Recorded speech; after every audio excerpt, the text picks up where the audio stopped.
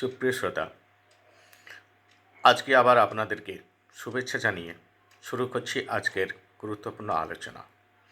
যদিও আজকে অনেকের মনের অবস্থা ভালো নেই, কেননা আপনারা জানেন গতকালকে যে এসআইআর পরে ভোটার তালিকা প্রকাশিত হয়েছে। যদিও এটা ফাইনাল ভোটার তালিকা এখনও নয়, তবুও অনেকের নাম এখানে অ্যাপ্রুভ হয়নি। প্রথমে যে খসড়া ভোটার তালিকা প্রকাশ হয়েছিল সেখানে আমরা দেখেছিলাম প্রায় 58 লাখ মানুষের নাম বাদ গেছিল। তবে এদের বেশিরভাগই মৃত ভোটার কিংবা স্থানান্তরিত ভোটার, অর্থাৎ অন্যত্র বিয়ে হয়ে চলে গেছে কিংবা বাসস্থান চেঞ্জ করেছে। এরকম তাদের নাম ছিল দু জায়গায়, ফলে সেগুলো একটা জায়গায় কেটে যায় এবং যারা মারা গেছে তাদের নাম অনেক দিন ধরে বাদ যায়নি, সেগুলো বাতিল হয়েছিল 58 লাখ প্রায়। এবং খসড়া তালিকা প্রকাশিত হয়েছিল। এরপরে নিয়ে আসা হয়েছিল লজিক্যাল ডিসক্রিপেন্সি। আমরা দেখেছিলাম এক অদ্ভুত ধরনের সমস্যা এআই এর মাধ্যমে তৈরি হয়েছিল। টাইটেল পরিবর্তন হয়ে গেছিল, বানান ভুল, এই ধরনের সমস্যা, ছোটোখাটো সমস্যার ফলে তাদের নামে নোটিশ এসেছিল এবং ধারাবাহিকভাবে পর্যায়ক্রমে নোটিশ আসতে থাকে এবং তারা বিএলওর মাধ্যমে নোটিশ পায় এবং কাগজপত্র জমা করে। এইভাবে এগোচ্ছিল। কিন্তু সমস্যাটা কোথায় হলো? আরও কিছু সমস্যা ছিল। ধরুন যমজ বাচ্চা, কিন্তু তাদের বয়সের পার্থক্য হয়তো 1 বছরের কম কিংবা পার্থক্য আছে, যদিও সেটা হবে না। আগের দিনে জন্ম সার্টিফিকেট কিংবা কোনো ডকুমেন্টস থাকতো না, তাই বিদ্যালয়ে আন্দাজে একটা জন্ম তারিখ বসিয়ে দেওয়া হতো। এইভাবে অনেকে ভুলভ্রান্তি থেকে গেছে। বাংলা থেকে ইংরেজি নামের বানান পরিবর্তন হওয়ার সময় ভুলভ্রান্তিগুলো থেকে গেছে। বিয়ের পর টাইটেল পরিবর্তন আমরা আগে বলেছিলাম। এই ধরনের সমস্যাগুলোর ফলে তাদের নামে নোটিশ এসেছিল এবং ধাপে ধাপে তারা কাগজপত্র জমা করছিল। যদিও যে সমস্ত কাগজপত্র তাদের চাওয়া হয়েছিল সে সমস্ত কাগজপত্র অনেকেরই ছিল না, থাকাও সম্ভব নয়। আগের যুগে মানুষ তো দুমুঠো অন্নই ঠিকঠাক জোগাড় করতে পারতো না। কোথায় পড়াশোনা করবে, না কোথায় যাবে, না কাগজপত্র থাকবে, না জমি জায়গাও ছিল না। তার ফলে তারা সমস্যায় পড়ছিল। আবার অনেকের বাবা ছেলের বয়সের পার্থক্য হয়তো 15 বছর কম কিংবা 50 বছরের বেশি, এরকমের নাকি নোটিশ আসছিল। যাক, এই সমস্যার সমাধানের জন্য যে নির্বাচন কমিশনের কর্তা ব্যক্তিরা ছিলেন, এআরও, এইআরও, তারা বিএলও, তারা এগুলোকে আপলোড দিচ্ছিলেন, যেগুলো উপযুক্ত মনে করছিলেন। তার ফলে কিছু আপলোড হয়, কিছু নাম আবার অ্যাপ্রুভ হয়, কিন্তু বেশিরভাগই নাম উপযুক্ত ডকুমেন্টস না থাকার জন্য হয়তো মাইক্রো অবজারভাররা ব্যাক দিচ্ছিলেন। তার ফলে আবার তাদের নোটিশ আসছিল। আবার বিভিন্ন কাগজপত্র, যদিও উপযুক্ত কাগজ পাচ্ছে না, যাই আছে সেই কাগজগুলো নিয়ে সাপোর্টিং দেওয়ার চেষ্টা করছিল। মাইক্রো অবজারভাররা বারবার ব্যাক দেওয়ার ফলে বিভিন্ন পরিস্থিতিতে এটা সুপ্রিম কোর্টে যায়। আগে থেকেও সুপ্রিম কোর্টে কেস ছিল। তার ফলে একটা প্রশাসনের সঙ্গে একদিকে রাজ্য সরকার এবং নির্বাচন কমিশন, তাদের মধ্যে একটা দ্বন্দ্বের সৃষ্টি হয় এবং আদালত তার পরিপ্রেক্ষিতে বিচারকদের বা বিচার বিভাগের দায়িত্বে এগুলোকে ভেরিফাই করার জন্য নির্দেশ দেওয়া হয়। এবং এটা যেহেতু অনেক, প্রায় 60 লাখ আমরা দেখছি এখন বিচারাধীন বলে থাকছে। যে লিস্টটা আগের পরিপ্রেক্ষিতে খসড়ার লিস্টটা বেরিয়েছে, তার মধ্যে কিছু অ্যাপ্রুভ হয়েছিল 58 লাখের পরে। তারপরে এখনও দেখা আছে বিচারাধীন বলে প্রায় 60 লাখ নাম আছে। যে ভোটার লিস্টটা পাবলিশ করা হয়েছে, যদি এটা ফাইনাল নয়, আগেরটাই, প্রাথমিক নয় খসড়া যে ভোটার লিস্ট, তার ফলে আমরা বললাম আরও কিছু অ্যাপ্রুভ হয়েছে।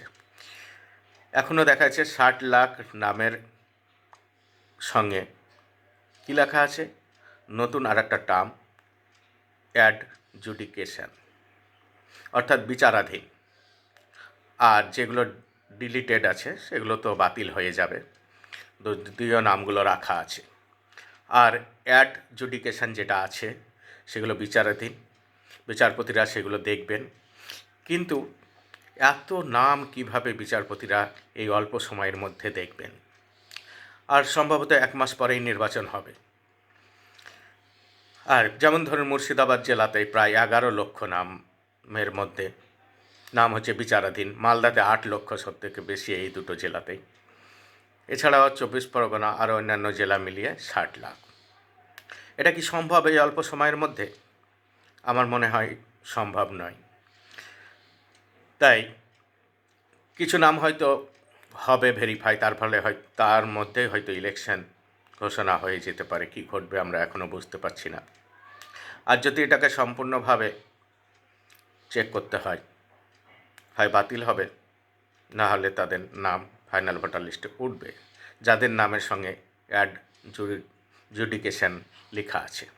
দুটোই হতে পারে। কিন্তু বিচারপতিরা এটাকে তাদের সূক্ষ্ম সুচতুর চিন্তাভাবনার মধ্যে দিয়ে কাগজপাতিগুলোকে বিচার বিশ্লেষণ করে তারা উপযুক্ত নাগরিক মনে করলে তারা নাম তোলার পক্ষে সম্মতি দেবেন। কারণ আপনারা জানেন আদালতে বিচারপতিরা খুবই তীক্ষ্ণ বুদ্ধিসম্পন্ন হয়।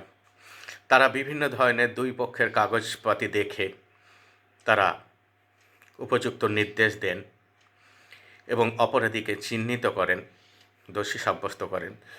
তাই তাদের চিন্তাভাবনা খুবই উন্নত এবং তাদের দক্ষতাও অনেক অনেক বেশি। তাই এখানেও তারা সেই তাদের দক্ষতার মধ্যে দিয়ে কে প্রকৃত নাগরিক আর কে সত্যিই নাগরিক নয় সেটাও আমরা উঠে আসবে বলেই আমরা মনে করছি। কিন্তু সময় লাগবে, এত সময় কোথায়? তাই হয় নির্বাচন পিছিয়ে যাবে, না হলে এত অ্যাপ্রুভ করা মনে হচ্ছে সম্ভব হবে না। আমরা জানি না কোনটা ঘটবে, কিন্তু আমরা তবুও বলবো যাদের নামের পাশে অ্যাডজুডিকেশন লেখা আছে তারা যত ধরনের কাগজ আছে আপনাদের নিজেদের কিংবা বাবা মা কিংবা দাদু দিদা তাদের যে সমস্ত পুরাতন কাগজপাতি আছে, দলিল হোক, ব্যাংকের পাসবই হোক, রেশন কার্ড হোক, পুরাতন রেশন কার্ড, সেগুলো অনেক সময় জেরক্স থাকে, অরিজিনালও থাকে, পুরাতন ভোটার কার্ড, এগুলো আপনারা যত পুরাতন পারবেন, কিংবা প্রাথমিক বিদ্যালয়ে হয়তো ভর্তি হয়েছেন, ICDS-এর রেজিস্টার কিংবা বাড়ি বাড়ি সার্ভে হয়েছিল, সেই সমস্ত কাগজপাতি বিভিন্ন অফিস থেকে আপনারা জোগাড় করে রাখার চেষ্টা করুন। কারণ বিচারপতিরা বিভিন্ন ধরনের সাপোর্টিং কাগজের পরিপ্রেক্ষিতেই তারা সিদ্ধান্ত জানাবেন বলেই আমাদের মনে হচ্ছে। তাই সাপোর্টিং কাগজগুলো জোগাড় করে রাখুন, অযথা চাপ নেবেন না, সমস্যার সমাধান হবে, অসুবিধা হবে না। তবুও আমরা বলে রাখি একটা, ভেঙে পড়বেন না, চাপ নেবেন না। কেননা দেখুন, দুটো জিনিস আপনাকে ভাবতে হবে। একটা হচ্ছে কিছু অল্প বাড়িতে সমস্ত পরিবারের নামেই অ্যাডজুডিকেশন এসছে, তাদের একটু সমস্যা তাদের। কিন্তু যাদের একজন দুজনের নামে এসছে, হয়তো দেখা যাচ্ছে মায়ের নামে এসছে একজন, কিংবা একটা ছেলের নামে এসছে, 2-4 ভাই একজনের এসছে, তাহলে একজন কি এদেশের নাগরিক নয়? বাকিরা এদেশের নাগরিক? মা এদেশের নাগরিক নয়, ছেলেরা এদেশের নাগরিক, মেয়ে এদেশের নাগরিক নয়, তার বাবা এদেশের নাগরিক? এরকম হতে পারে। তাই কোনো সমস্যা নেই। একজন যখন আপনাকে নির্বাচন কমিশন স্বীকার করে নিচ্ছে যে ওরা এদেশের নাগরিক, তার ফলে অন্যজন এদেশের নাগরিক অটোমেটিক হয়ে যাবে। কিন্তু সে যে আপনার ভাই যার নামটা অ্যাপ্রুভ হয়ে গেছে, কিংবা সে যে আপনার বাবা, সে যে মা, এই রিলেশনটাকে আপনাকে প্রমাণ করতে হবে।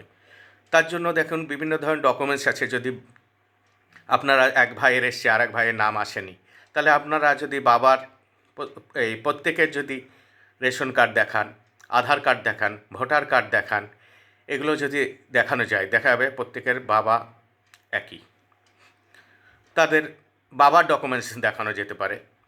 হ্যাঁ, এই সমস্ত ডকুমেন্টস দেখিয়ে তারা যে পরস্পর ভাই বোন কিংবা বাবা মা, তাদের যে পারিবারিক রিলেশন, সেই রিলেশনটাকে প্রতিষ্ঠিত করলে যদি ওই ফ্যামিলির কারো নামে অ্যাডজুডিকেশান আসে, তাহলে সহজেই সে বিচারপতির কাছে এই সমস্ত কাগজ সাপোর্টিং দিলেই আগামী দিনে সে বৈধ নাগরিক হিসাবে বিবেচিত হবে বলে আমার মনে হচ্ছে।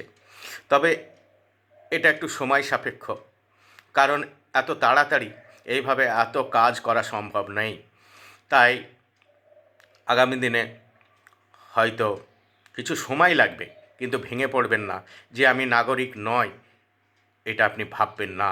আপনার পরিবারে যদি কারো না কারো নাম উঠে থাকে, অ্যাপ্রুভ হয়ে থাকে, তাহলে আপনারাও সেই বৈধ নাগরিকের তালিকায় উঠে যাবেন।